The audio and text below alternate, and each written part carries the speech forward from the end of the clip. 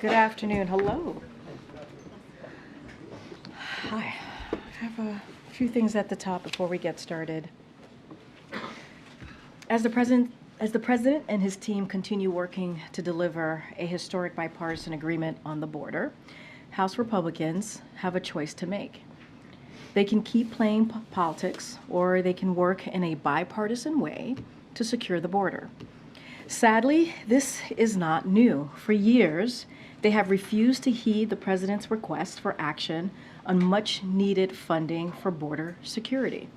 For example, in the bill the president introduced in his first day in office more than 1,000 days ago, he requested funding to develop and deploy expediting screening technology to improve our ability to catch narcotics and contraband at every port of entry.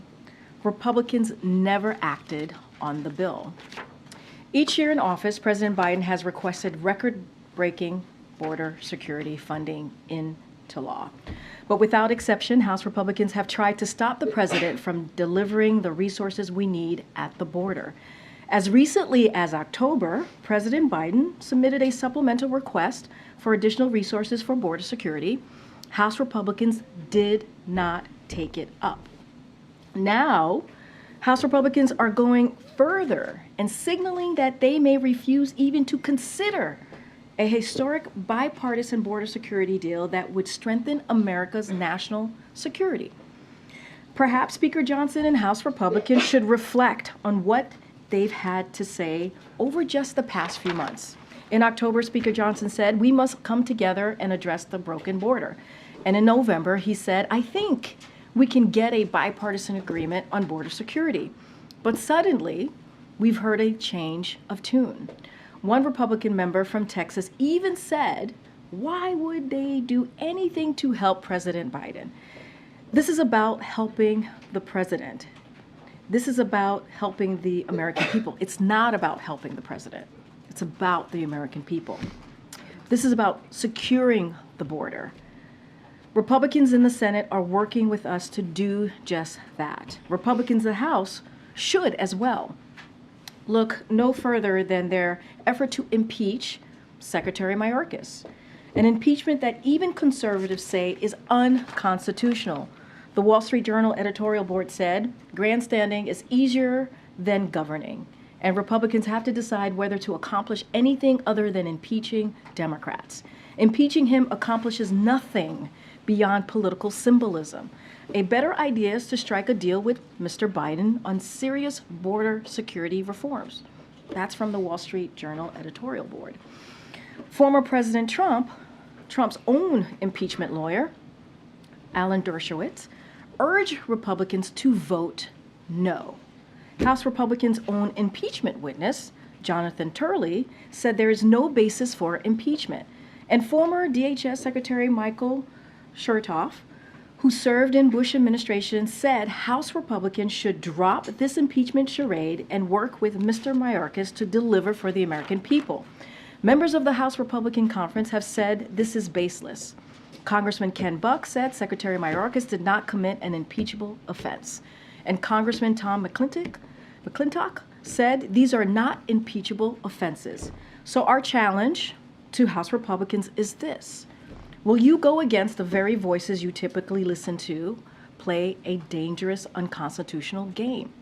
Or will you listen to what many of you yourselves have been saying?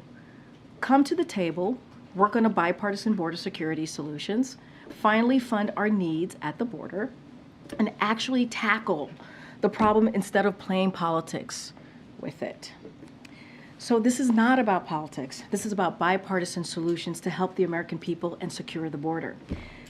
We hope for the sake of the country, House Republicans change course from their years of playing politics with this issue. So now yesterday, a new IMF report found that the United States is leading the global economic recovery. As Axios put it, the U.S. is winning the world economic war. The United States economy grew faster than any other large advanced economy last year by a wide margin and is on track to do so again in 2024. And the Washington Post wrote earlier this week, falling inflation, rising growth give U.S. the world's best recovery. That's thanks to strong actions taken by this president to recover from the pandemic and invest in America. And yesterday we got new evidence Americans are seeing the results, with consumer confidence at the highest level in more than 2 years and inflation expectations falling to the lowest level since the start of the pandemic. And before I turn it over to my colleague, Admiral John Kirby, as you all know, this Friday, the President and the First Lady are honored to attend the dignified transfer of the 3 U.S. Army soldiers we lost in Jordan. As the President said, these service members represented the very, very best of our nation. The President spoke to each of the families yesterday to offer his heartfelt condolences, and he and the First Lady will have an opportunity to meet with them in person in Dover on Friday. As the Pentagon announced yesterday, the President and the First Lady will be joined by Secretary of Defense. And so with that, Admiral. Just very briefly here at the top, I just want to note that the National Security Advisor, Jake Sullivan, had a chance to meet today with the Israeli Minister for Strategic Affairs, Ron Dermer, while he was here in town. They, of course, discussed the situation on the ground in Gaza, also had an opportunity to talk about continued efforts to increase the flow of humanitarian assistance into the people of Gaza.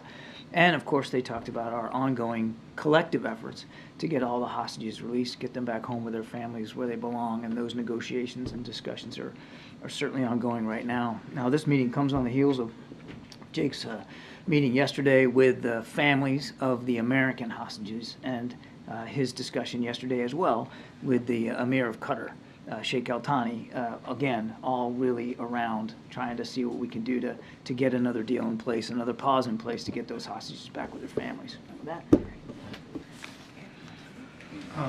Admiral, I want to make sure I get this right. Iran's ambassador to the UN warned today that Iran, quote, would decisively respond to any attack on the country, its interests and nationals under any pretext. One, do you have any reaction to that warning? And two, more specifically, could that be read as a tacit acknowledgement by Iran that the U.S. can keep the Mideast conflict from expanding if President Biden shows restraint in his response that may be forthcoming? Folks that need to show restraint are these groups that Iran backs. But nevertheless, I would just say a couple of things. First of all, as we've said many times, we don't seek a war with Iran. We're not looking for a broader conflict. We're not looking for a war with Iran. That's number one. Number two, we have obligations in the region, including those to our troops and our facilities. And now, as Karine reminded everybody, those attacks have taken the lives of 3 of them. We will do what we need to do to make sure that those responsible are held properly accountable. Is there attribution yet of which militant group or groups were behind this? We believe that the attack in Jordan was planned, resourced, and facilitated by an umbrella group called the Islamic Resistance in Iraq, which contains multiple groups, including Kataib Hezbollah. Was KH the principal behind it? They seem to have fingerprints of this sort of precise attack. As I've said, I mean, this certainly has the earmarks of the kinds of things that Kataib Hezbollah does. But again, for our purposes today and the question you're asking, the attribution that our intelligence community is comfortable with is that this was done by the umbrella group called the Islamic Resistance in Iraq. Thank you. John, can you tell us more about the latest hostage proposal that is supported by the U.S. and the Qataris? The U.S. ambassador to the UN said today that it envisions a much longer humanitarian pause than we saw back in November, plus more food and water and medicine. What details can you tell us?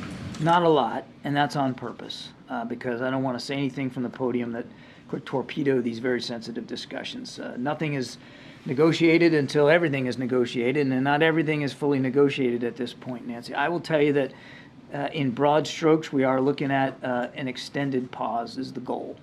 How long? That's all part of the discussions, but longer than what we saw in November, which was about a week. We'd like to see a longer pause than that. Not just because that helps facilitate the movement of so many more hostages out. You can get more people out if there's a longer stoppage in the fighting, but so it can also give us an opportunity to increase the flow of humanitarian assistance in. We've heard 45 days. Does that sound about right? I'm not going to talk about the details. And can you talk also about, it's been shared that this would be a multi-stage process where civilian women, the elderly would come out first, then perhaps soldiers, corpses after that. What can you tell us about the notion of a multi-stage process and why that would be preferable? The goal of an extended level pause is so that you can get the maximum amount of hostages out. The modalities of that, should we be able to get this in place, of who's coming out when and what sequence, is all part of the discussions right now, so I'm just not going to get into that. How has Hamas responded, if at all, to this latest proposal? I would just tell you that the discussions that we've been having and are continuing to have been constructive. They've been, we believe they're moving in the right direction. But again, I don't want to come across as too sanguine here, and I certainly don't want to get into the actual details of it. And I hope you all can understand that. I mean, the last thing that I'd want to do is say something from up here that all of a sudden gets inserted into the negotiations and becomes a sticking point. We want to see this deal in place. We want to see it in place as soon as possible. These families are grieving, and they want to see their loved ones again. We want to see if we can facilitate that, but obviously, you know, we're mindful of time. Thanks. It has been 3 days since the attack in Jordan that killed 3 service members. The president said yesterday that he had decided how to respond, but we haven't seen any public action. Well, you know, at least publicly, we haven't seen any action. So with every day that passes and no response, are you missing an opportunity to signal resolve? I think we signaled resolve pretty well. And as I said the other day, we'll respond on our own time, on our own schedule. And we'll do that. And I would also caution you not to think that the first thing you see, you talked about publicly seeing, not the first thing you see won't be the last thing. Can you confidently say that Iranian-backed forces have not begun moving assets out of the region in anticipation of a possible retaliatory strike? We're monitoring as best we can. I'm not going to speak about what the intelligence assessments tell us. But well, I'll just say that we're confident in the planning, and we're confident in the response. Is it possible that they're moving assets out of the region as they're getting ready for the U.S. to respond? I'm not going to talk about intelligence assessments. As the president said, we're going to respond, and we'll respond in an appropriate way. Admiral, can you give us a little understanding of the process when the president said yes, very definitively, he'd made a decision, and yet we know there's still ongoing work related to the attribution and assessment of potential targets and those sorts of things. Is it a multi-part decision process for the president, or is the yes he gave already put into kind of the action that the Pentagon would need to go forward, or would he come back and review the specific targets and that kind? Can you shed any light on that longer process? Just in terms of process, his decision to move forward was based on discussions that he had with his national security team over the previous 3 days, including yesterday. When you're talking about what we're anticipating here, which won't just be a one-off, as I said, the first thing you see will not be the last thing. There's a lot of moving pieces in that, in terms of what you're going to choose to go after, and what you're electing not to go after, and why, and he asks all those questions. He did that in this case, but it's an iterative process, and I would fully expect, Kelly, that because, as I said, this will be a response over time. You should expect that the president will continue to weigh options ahead of him, continue to ask tough questions, continue to talk to his national security team as things go forward. And does he want this to be a U.S.-only response, or would he welcome a military action from partners who've been a part of some of the other work in the region? We're focusing on a U.S. response. They killed American troops. When Kataib Hezbollah says that they will suspend attacks on U.S. forces, do you believe them, and would that spare them retaliatory strikes? I'd say a couple of things. Number one, you can't take what a group like Kataib Hezbollah says at face value. Number two, as I said in my answer to Amr, they're not the only group that has been attacking us, and they're certainly not the only group that is a participant in this Islamic resistance of Iraq. So they're not the sole proprietors here of the violence that has been visited on our people. And number three, back to that point, there are 3 families that are going through the worst possible grief right now. And let me tell you something.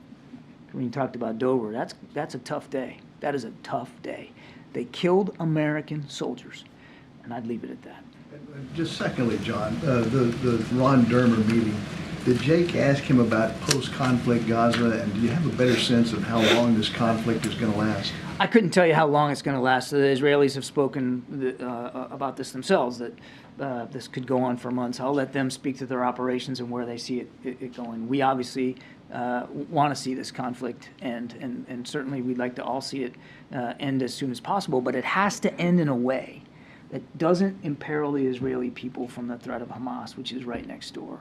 So we're going to continue to support them in their efforts to do that. As for the discussion with Mr. Dermer, I know that it was focused on humanitarian assistance, on the hostages specifically, and the general situation in Gaza. I don't have more detail than that. I just wanted to clarify Kelly's last question. The U.S.'s response, whenever it happens, it will be unilateral. It would not be sort of the joint exercise we saw with the Houthi assets earlier this month. That's our expectation. Does the president believe, John, that it is important for the U.S. to strike back immediately and quickly following the deaths of the 3 U.S. service members? The president believes that it is important to respond in an appropriate way now that 3 American soldiers have been killed. And what's appropriate? Well, it depends on what your response is going to look like and what you're going to go after. And as I said earlier, we will respond in a time and in a manner of our choosing on our schedule. And just because you haven't seen anything in the last 48 hours, that doesn't mean that you're not going to see anything. And as I said earlier, when you see the first thing, don't come to be thinking that that's going to be the last thing. Is the president open to maybe holding off on whatever strikes may come to give time and space for the ongoing hostage negotiations to continue moving in the right direction? Is that a consideration? As I said a few days ago, there should be no impact. There's no reason why what we're trying to do in terms of getting hostages out and what we have to do to respond appropriately to this latest attack in Jordan for one to affect the other. So we are going to respond. We are also going to continue to work on trying to get the hostages out. Both can be done. Absolutely, both can be done. Well, it could certainly be a complicating factor, though, right?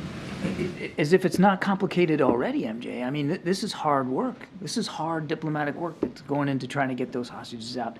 It's hard, but that doesn't mean that you put the brakes on that because you feel you have to respond, which we do. And it doesn't mean that you don't respond to the attacks in Jordan because this diplomatic work is still going to remain difficult ahead of us. We can and we will do both. So you're saying the hostage negotiations, that those are not a factor in the president's thinking and deliberations over how to strike back, that those 2 things are totally separate in his mind? I don't think I'm going to parse out the president's decision-making process here. I think, though, hopefully I've adequately answered the question. We're going to respond to the killing of our 3 soldiers. He told you that yesterday. He's made his decision. There will be a response. We are also going to continue to have the conversations that are needed, and they have been good. It has moved in a constructive way. Again,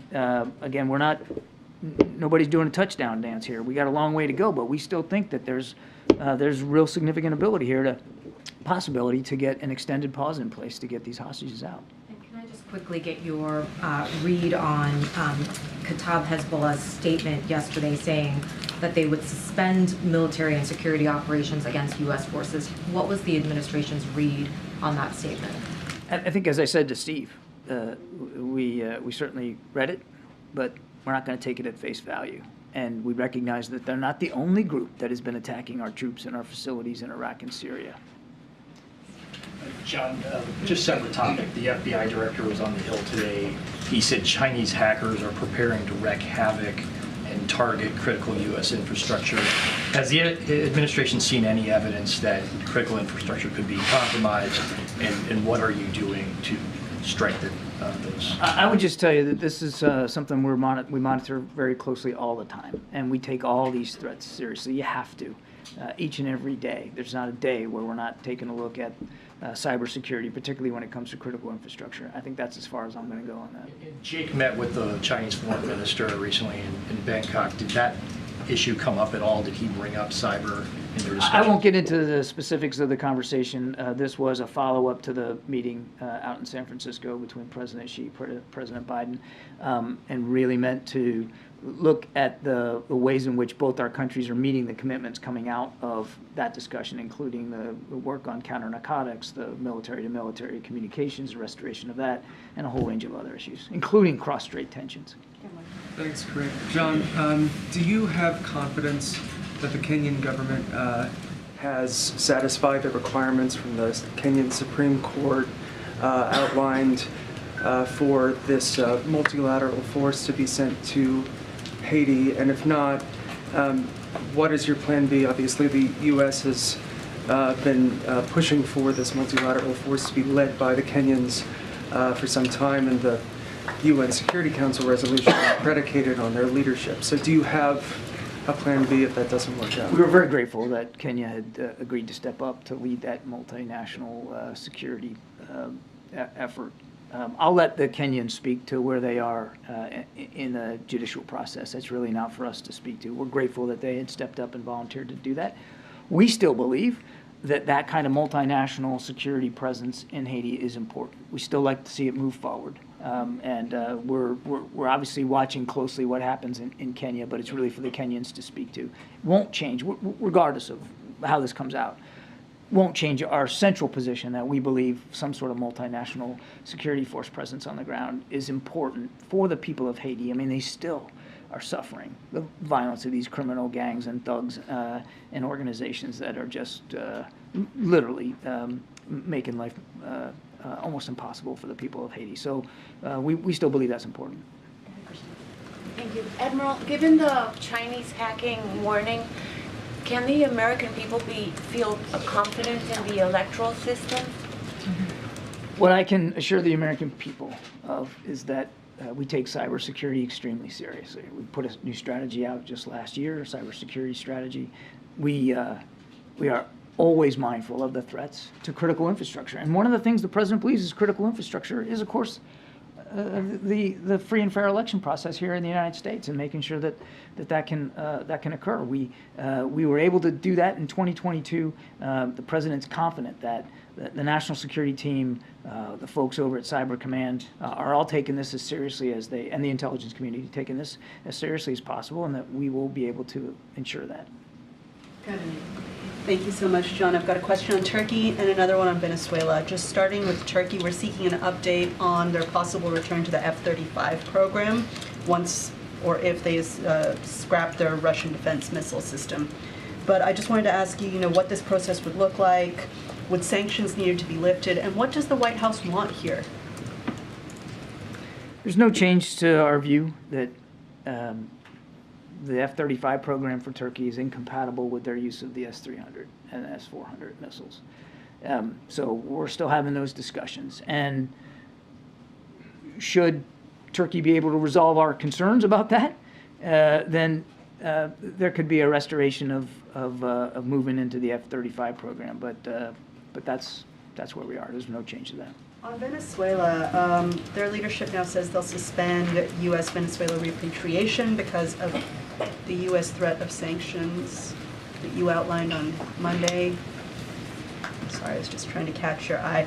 How does the White House... I'm listening. I'm listening. I'm just texting somebody. No, I'm taking notes so that I don't screw this up. See that affecting movement on the southern border, and what are you doing to prepare for that possible challenge? So I really don't have much more to give you today than what I gave you the other day. The Maduro regime made commitments back in the fall about what they were going to do to allow free and fair elections and allow for the active participation of opposition parties. They have until the spring to move forward on those commitments, and we're going to be watching it closely. I'm not going to preview any economic levers at this point. We're looking for the Maduro regime to step up and meet the commitments that it made in October. So the President will host the Japanese Prime Minister Kishida for the visit on April 10th.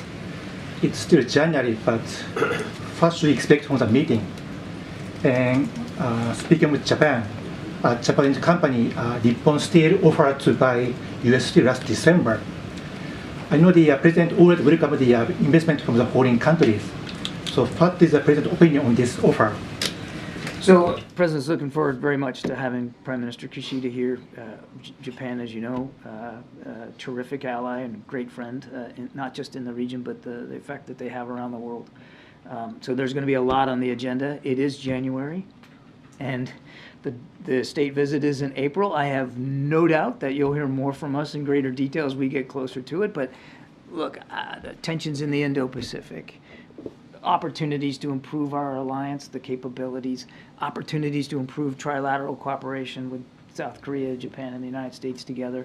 There's going to be a lot to talk about. I don't have anything new to say about this U.S. steel potential purchase. That would be inappropriate for me at this time, but I would just tell you that the President is the most pro-union president we've had. He absolutely wants to make sure that there's a level, fair playing field for steel workers in this country. That will always be foremost in his mind. That's about as far as I think I can go.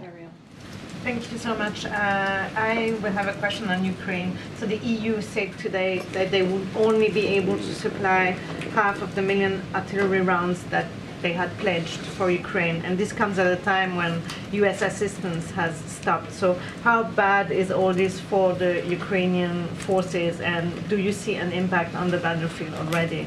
It sure as heck ain't good. And this is why we need the supplemental funding. It's critical. And artillery rounds are one of the most expended munitions on the battlefield, continue to be. It's absolutely critical that we get this funding for Ukraine so that we can get back to leading the world in supporting Ukraine and their ability to defend themselves. So I can't speak for the European Union or other European nations, but I have said in the past that other nations will be looking to us for our leadership. They will be looking to us for decisions and certainty about what support for Ukraine is going to look like going forward. It's absolutely vital we get that funding. Thank you. Admiral, right now, obviously the U.S. is contemplating retaliatory strikes that could be in Iraq or in or around Iran or other countries. U.S. and British planes have hit targets in Yemen. U.S. forces have come under attack in multiple countries in recent weeks. All these are part of the same larger conflict. At what point would the administration consider this to be at least a small regional war? Yeah. Well, I absolutely don't agree with your description of the same larger conflict. There's a conflict going on between Israel and Hamas. You didn't even mention that one. Yeah, I'm mentioning it. And we're going to make sure that we continue to get Israel the support that they need to defend themselves against a still viable threat. We were there were attacks against our troops and facilities in Iraq and Syria well before the 7th of October, certainly in the last administration as well. And as for the Houthis, they can claim all they want that this is linked to Gaza. But 2/3 of the ships that they're hitting have no connection to Israel whatsoever. So it's just not true. It's a falsehood. And we're going to continue to do what we have to do to protect that shipping. And as we did just today, if we see an opportunity to prevent a missile from getting launched, we'll take it out. We'll do what we have to do. And on the subject of Gaza, officials with the World Health Organization, the UN World Food Program, and UNICEF are all warning that the humanitarian situation there is quickly approaching the point of being a famine, and that the decision by the U.S. and other countries to pull UNRWA funding will make the problem even worse because of UNRWA's unique capabilities in Gaza. Does the White House share these concerns, and what's the administration prepared to do to fill any gap in aid to Gaza caused by the decision to defund We UNRWA? absolutely share the concerns about the humanitarian crisis that's in Gaza right now. Certainly, we know that severe hunger is one of those issues, which is why we're working so hard to get more security assistance into the people of Gaza, which is why it's so important that these discussions that we've been having about an extended pause actually come to fruition. Because it's not just, it is primarily about getting those hostages out, of course, but it also will give you a longer opportunity to increase that aid. So absolutely we're concerned about that, no question about it. Now look, we suspended funding temporarily to UNRWA as they do this investigation. We believe it was the right thing to do to stop that funding while they investigate, and we'll see how that investigation goes. We'll see what they learn, and we'll see what accountability measures they put in place. I would remind that that it is a suspension, it is not a termination. We'll take a look at what our options are depending on how the investigation goes. And the money that was suspended, there wasn't a lot left in the allocation, and the money that was suspended was really designed more for their efforts in Jordan, not in Gaza. Thank you. If the border bill plus Ukraine aid fails, is there an alternative legislative vehicle to get aid to Ukraine? And do you believe that House Republicans, in killing the bill, are helping Vladimir Putin? On your first question, no. The national security supplemental is what we need. It was thoughtfully calibrated, thoughtfully arrived at through discussions with our Ukrainian counterparts. We need that funding. Right now, as you and I are speaking, we aren't sending additional security assistance to Ukraine. There's nothing left. We've got to have that funding. And on your first question, do I think House Republicans are supporting Vladimir Putin? I'm not. Look, I'm not going to get up here and impugn members of Congress. We believe that there is strong bipartisan support and bicameral bipartisan support for Ukraine. And the leaders on the House side of those oversight committees for national security, intelligence, foreign affairs, they all supporting Ukraine. But it is a matter of getting there, and there are active negotiations going on. Now I'm not going to get into Karine's lane here, because this is really what she's been talking about, but there are active negotiations going on, and we're doing that in good faith. If that supplemental is the only vehicle for aid to Ukraine, if that fails, there's no aid to Ukraine. Well, look, what we need is the national security supplemental funding. That is the discussion that's going on right now. I can't put myself 2 or 10 steps ahead of where we are right now and what that would look like. We want to get the funding for Ukraine. The President submitted the supplemental in October. We believe it's the right amount, and we believe that that's the right vehicle to get it to them. Thank you, Karine. John, you've been saying since October 7 you don't want to escalate, and when you've been asked last time, what do the Iranians want, you referred us to the Iranians. But what's the strategy behind repeating the message, we don't want to escalate? Did the Iranian convey a message, a private message to you that they don't want to escalate again? I don't have any private communications with Iran to speak to.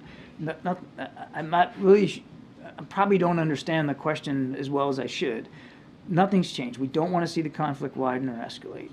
And almost everything the President has done since the 7th of October has been designed to prevent that escalation. Now, of course, I'm mindful of the attacks by the Houthis. We're mindful of the lethal attacks in Jordan, which is why he's taking the actions that he's taking, and it's why he's about to take the actions we're going to take. One more question on the HK statement yesterday. Was it Kataib Hezbollah statement yesterday in Iraq? Was it a result of a diplomatic engagement with the Iraqi government, pressure? Were you in contact with the Iraqis on this statement, or did you pressure them, something like that? No. Last question.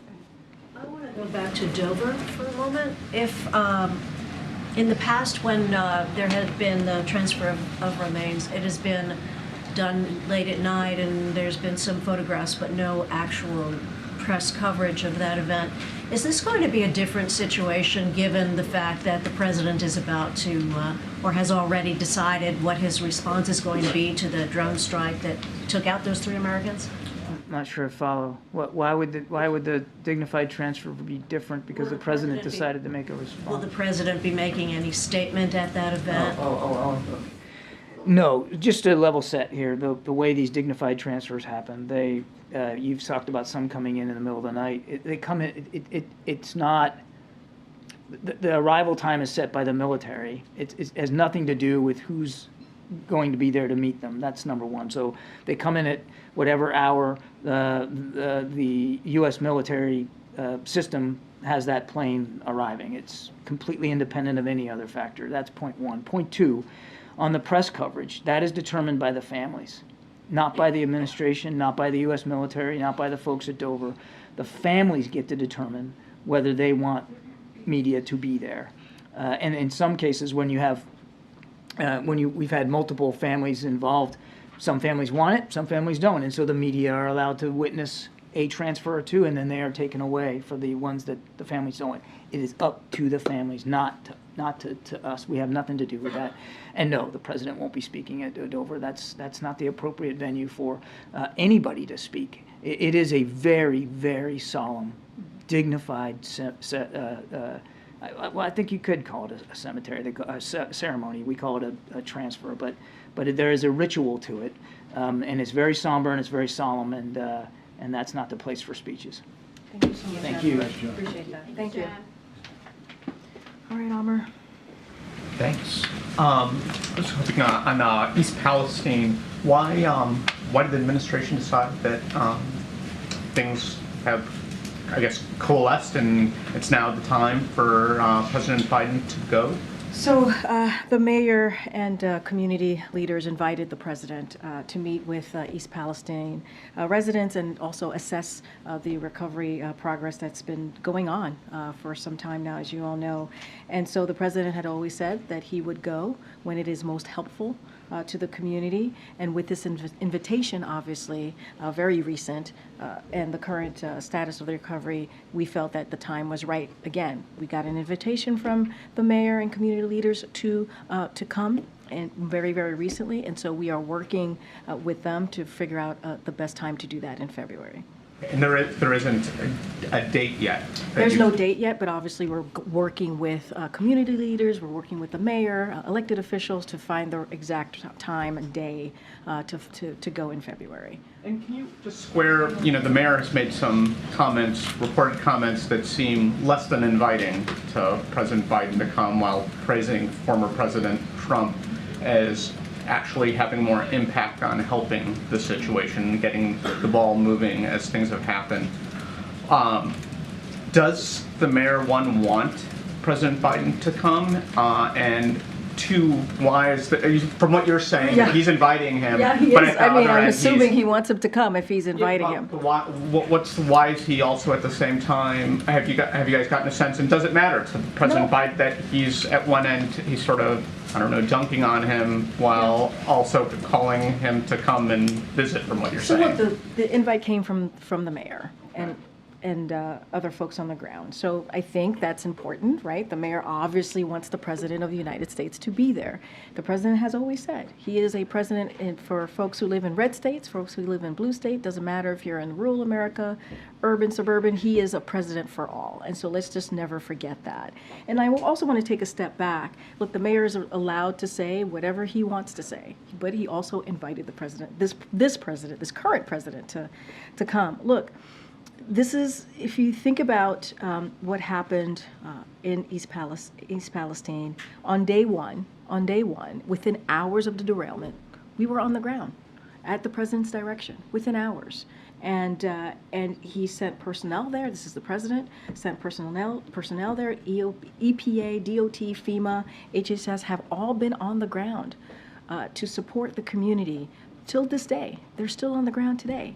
And so, look, the president has been very clear. Anytime there is a situation that happens in a community that is devastated by whether it's a derailment or a natural disaster, obviously, the president says this all the time. he is there for that community for as long as it takes. And he's proven that. So he's looking forward to going to East Palestine in February. We're going to find a day that works best for the folks on the ground. He always said that when the time was right, it was the most helpful for him to be there, he was going to be there.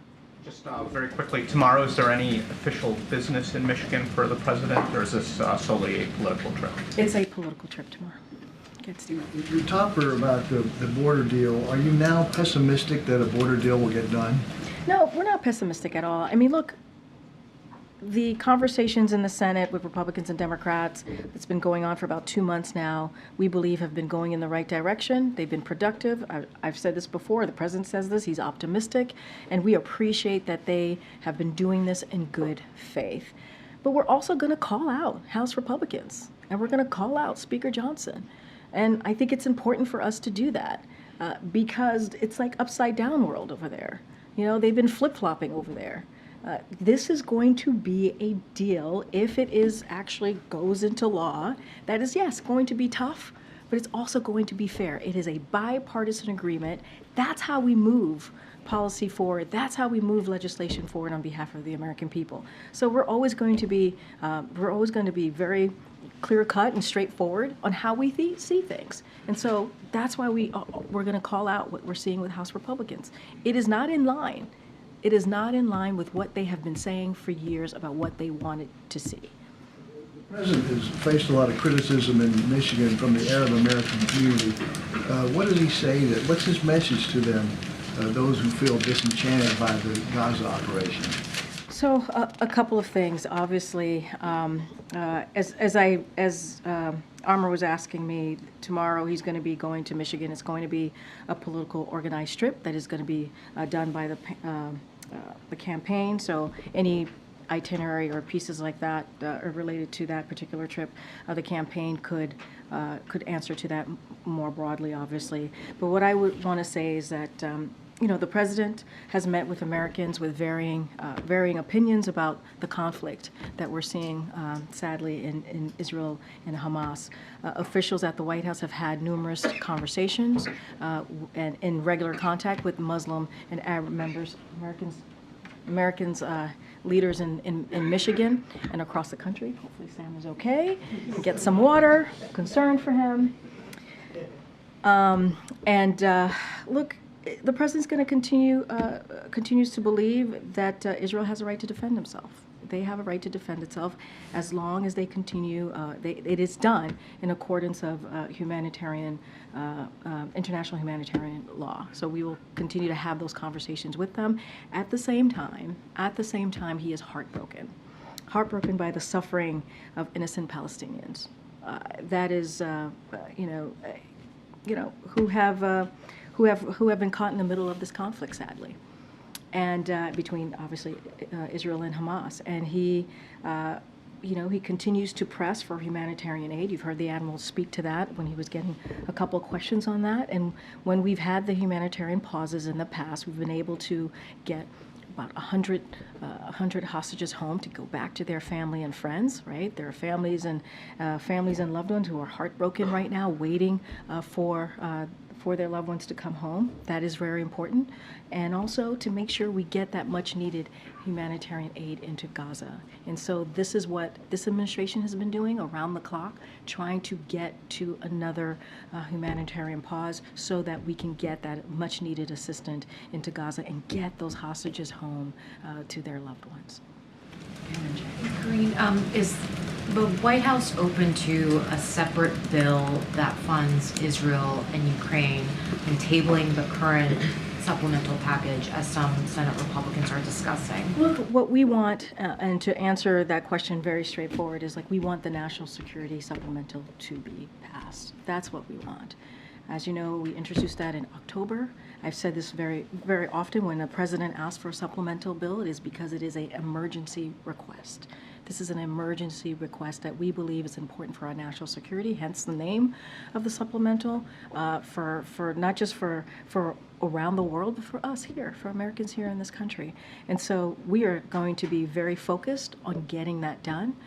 We appreciate the conversations that's happening on the border security in the Senate, both Republicans and Democrats, but we want to see the national security supplemental bill move forward as it stands, as it is all together. I understand that's your preference, obviously, but is the White House open to a separate bill that just deals with Ukraine and Israel? That's not the discussion we're having. That's not what we're looking for. That's not what we're moving towards for. That is not the discussions that we're having. That is not what we want to see.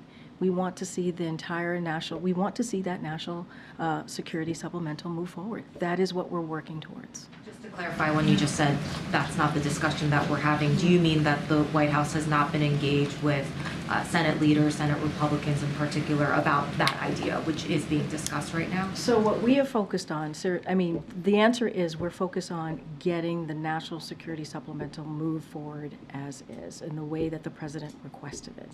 That's what we want to do. That's how we're moving forward. And that is, we believe, what has been asked in that bill, those different components, those different pieces, are incredibly important. It is what's needed for our national security, and we need to move forward with it as is. Has anyone at the White House had discussions with members about that idea? Look, I don't have any discussions to share with you about that. I can tell you what we're moving towards. We're moving towards on making sure that we get that national security supplemental move forward as it is, as the president requested from Congress. That's one of the reasons we're having these really important bipartisan conversation in the Senate to see what we can do in the border security, but we want that national security supplemental to move forward. That's what we want. We want that request to move forward. Okay. Thanks, Karine. Boeing CEO said today that the company caused the problems with the 737 MAX and needed to return focus to safety. Obviously, in addition to the administration's role on ensuring air safety, the government is one of Boeing's biggest customers. So are you guys confident that the leadership at Boeing can execute that pivot back to safety? Look, what we want to make sure, and what FAA wants to make sure, and it is their top priority, that we make the safety, obviously, the safety of Americans as they fly across the country, obviously, and beyond, is safe. And that is what we want to be very, very clear about. I can't speak to, obviously there's an investigation going on, they're looking into it. I'm going to let that investigation go forth. I don't want to get ahead of that, but obviously we're concerned. Obviously we're concerned. We want to put American safety, we put American safety first. That's what FAA does. But I'm not going to get into the leadership of Boeing. I'm not going to get into specifics of that. FAA has acted, they've taken action, and we're going to let that process move forward. In addition to the MAX, the Osprey, which is made by Boeing, is under review. I was just wondering if you had any update on the review there. So we don't have any updates for you at this time, Justin. What I can say is that the Department of Defense is better to answer those specifics as it relates to the Ospreys. So. One last one. Yeah. A judge in Delaware yesterday ruled that Elon Musk's pay package at Tesla was excessive. Elon then tweeted that companies shouldn't incorporate in the president's home state. So I'm wondering if you had any reaction to the ruling, but barring that, thoughts on Delaware's corporate governance and legal system that you might want to share? So I'm going to be really careful, not going to get into a private company's legal cases. Look, this ruling, and I'll just add a finer point, this ruling doesn't involve this administration at all. It just doesn't. So I really don't have anything more to share from here. Okay, Nancy. Thanks, Karine. There's some big protests planned tonight in Dearborn, Michigan, on the eve of the president's visit to Michigan tomorrow. Arab Americans protesting the administration's handling of the war between Israel and Hamas. Does the president have any plans to meet with any Arab American community leaders when he's in Michigan tomorrow? So, as I stated, this is a political event. The campaign certainly can speak to the different parts of the trip directly. I'll say this, and I kind of said this at the the top when I was asked this question. The president has had meetings with Muslim and Arab leaders. Obviously, we don't read out every meeting. So has White House officials here have been in regular contact with Muslim and Arab leaders, folks in those community. Don't have anything else to share beyond that. And I've laid out that we understand. Like, we get this is a very difficult time for people. We get that. We get that it's a very difficult time for folks. We always believe it's important. The president believes it's important for Americans to feel like their voices can be heard, and to do that in a peaceful way. And so that is where we're always going to be on that.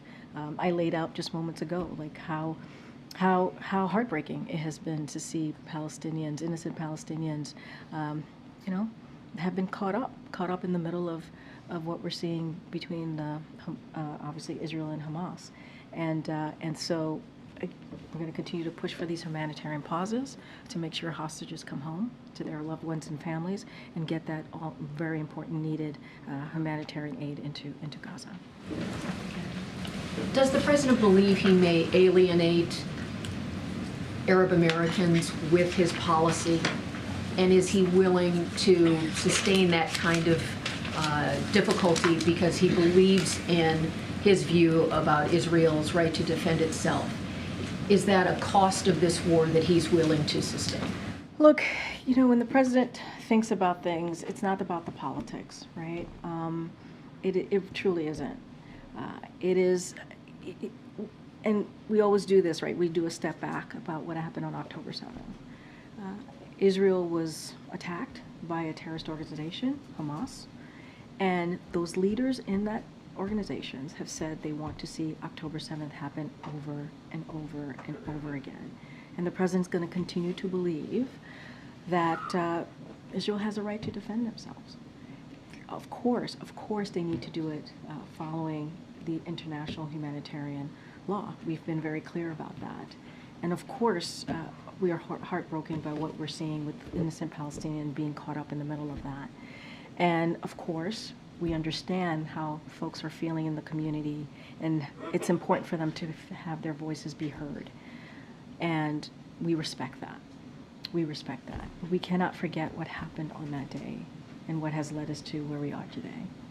On a separate topic, there have been notable exchanges on Capitol Hill today with some of the tech company executives being questioned about their content and about protections for users and so forth. Do you know if the president has had a chance to see any of that? Does the White House have a view about how forthcoming these CEOs have been, and if there's more they need to do? So just a couple of things on that. Obviously, we've been monitoring the hearing. The country is experiencing an unprecedented youth mental health crisis. That's a fact. That's what we see in the data. And there is now undeniable evidence, as I just stated, that social media and other online platforms have contributed to that. It is exactly why this president, the Biden-Harris administration, has made tackling the mental health crisis part of their unity agenda, which you've heard the president speak to in the last State of the Union, and you've heard him speak about this throughout the past 3 years. It's a key priority.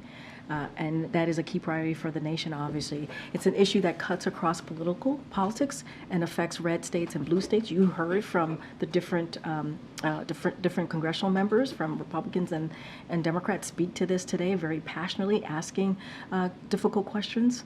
And it's why this administration has invested historic resources and launched new tools to ensure the safety of Americans here. So we know there's a lot more work to be done. The work is far from over. This administration is going to remain to be committed to providing Americans with the support and the resources needed as we're dealing with this crisis right now. Okay. Following up on that, Senator Lindsey Graham said specifically to these CEOs, you have blood on your hands, you have a product that is killing people. Is that the view of this administration? Look, I'm not going to let the senator obviously speak to him for himself. What I can state is that the data, the evidence, there is evidence that showed that these platform has been devastating to our young people's mental health. And it has been part of a mental health crisis that we see here, and that's why this president has taken action. And look, we have to do everything that we can. This president believes we need to do everything that we can to have the resources to make sure that we help Americans as we're dealing through this mental health crisis. We believe that particular issue is a unity issue. It brings people together, both Democrats and Republicans. They support this, and it's been a key platform of this president. I'm not going to dive into everything that congressional members said, senators specifically said today, but obviously this country is experiencing a crisis amongst our young people, and we have to do something, and the work is far from over. At least one of the CEOs endorsed the Kids Online Safety Act. Anything about that bill in particular that the White House might like? Have you had conversations with Senator Schumer about trying to get it for a floor vote? So I can't speak to that. I haven't spoken to our legislative team on that particular piece, that act.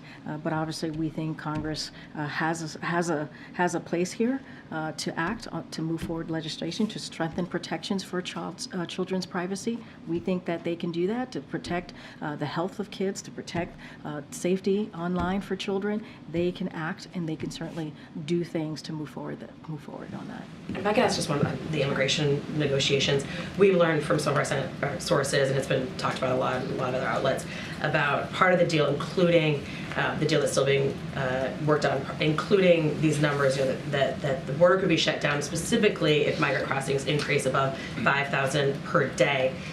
Were those numbers acceptable to the White House? Were they the numbers of the White House or the president was pushing for? I'm not going to get into specifics or details. I just don't want to get involved from here, the podium, on what's being discussed, what's being negotiated. I think it's just the right thing to do to give folks the space as they're doing this in good faith in the Senate. I think it's important to do. We've been very clear. We think the system is broken. Immigration system is broken. We have to do everything that we can to deal with the challenges at the border. And it's good that there's bipartisan support in moving forward in that way from the Senate. And so that is what we've been very clear about. I'm just not going to get into numbers or specifics or dive into policy discussions from here. I get that, but from a messaging perspective, House Republicans are diving into these numbers. They're responding to them, and they're calling them out and saying this is the reason they can't support this kind of bill. So are you guys doing yourself a disservice by not talking about some of these specifics? I'm going to be very clear here. House Republicans are actually getting in the way.